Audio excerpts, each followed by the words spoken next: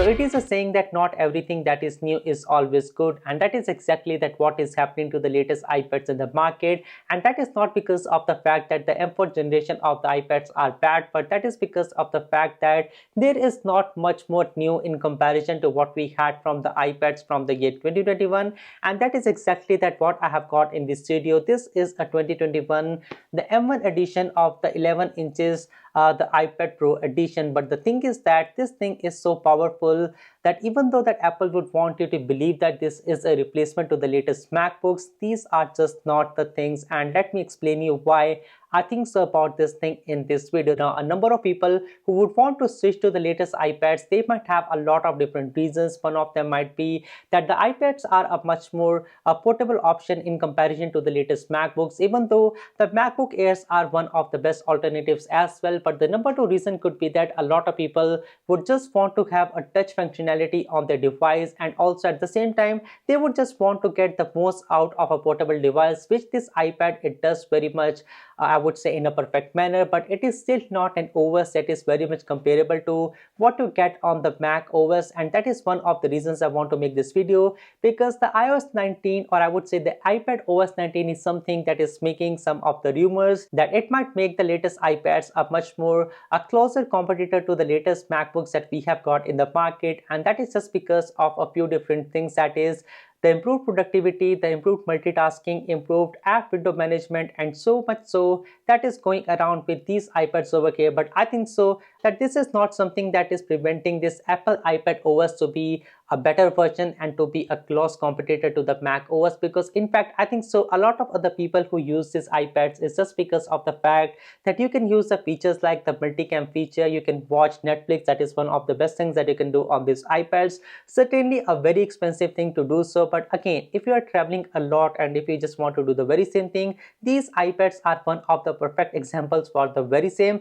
And also I think so Apple also improved the wireless display setup on this thing to be more compatible with the screens that these are being connected to, and better functionality, I would say. And also at the same time, this is a very good drawing machine. So if you just want to draw something, you have some designs, like I started a phone case a design thing a few years ago, and maybe not a few years ago, maybe a year or two ago, and I just made a lot of designs on this iPad, which is just amazing. But again, the thing is that if they just want to make the iPad OS to be very much similar to the Mac OS, the only thing that they need to do is that to make it a much more open software, which this thing exactly is not. And even though if they include the things like improved productivity, improved multitasking, and the improved app window management, which was already good on this latest version of the iPads with the Windows Stage Manager, I think so it is just not the way that it will be anywhere near to the latest MacBooks in the market. Now, in fact, I would say if you just think about that why the Windows OS and the Mac OS is so popular, and in fact, if we just talk about the Windows OS, I think so the reason that it is so popular is because back in the time we used to have a lot of freeware to be able to download it on these devices, or maybe you just used to get a free CD with the PC magazines, which is something that I just missed from the past days. But yes, that thing was something that was available. In fact, I was able to get a free full version of the open source Fedora a few years ago, and not few years ago, I would say in the early 2000s, which is just insane, because this is how the Windows devices, or maybe the open source Intel devices, were really powerful. And even for the Windows devices, in fact, you could just use a lot of third-party applications, the free versions, the patched versions, the cracked versions. Even you did not need to have a Windows key back in the time, and you could just use a cracked key every time to be able to use a full version of the Windows on the Windows devices. And that makes it pretty much a very much enterprise friendly solution. In fact, a lot of softwares that are right now there on the Windows platform are not there on the Mac OS, just like mobile stump that is not even available on the Mac OS. That is again one of the remote desktop solutions, and that just shows that how much close of an ecosystem that Apple has in comparison to the Windows One. Now it works for the Mac OS just because of a lot of developers and a lot of different solutions.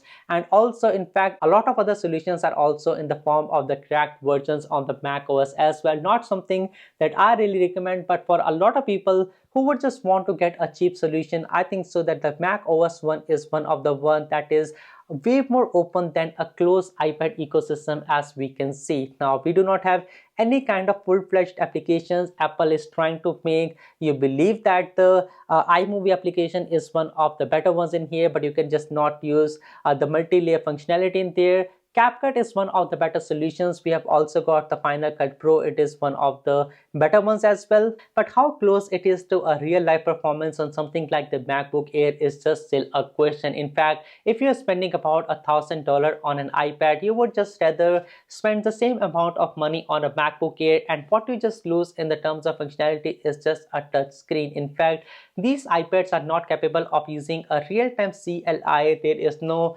real-time X11 applications that could be used for the remote desktop protocols, which is not available. And that is just again a very deep thing that I'm talking about in this video. And a lot of these things might be something that is necessary for a lot of students who just want to be an engineer, a technical support person, a Amazon Cloud Services person or something. So yes, I think so. It just makes a lot of difference. In fact, this thing does not have any kind of a full-fledged file explorer. That is something that is available on the full version of the macOS. No doubt we do have a file explorer, but it does not really work in the best manner. In fact, the CLI is also one thing that is not the best one, and the applications like the Visual Studio Code is not there. The GitHub is not very much fully integrated. We have got some other solutions for doing code like the Coder application, which is almost good and it can be connected to the GitHub as well. But that is just a temporary solution, and this might not get you a full degree of a computer science if you just really think about it. And you just need to have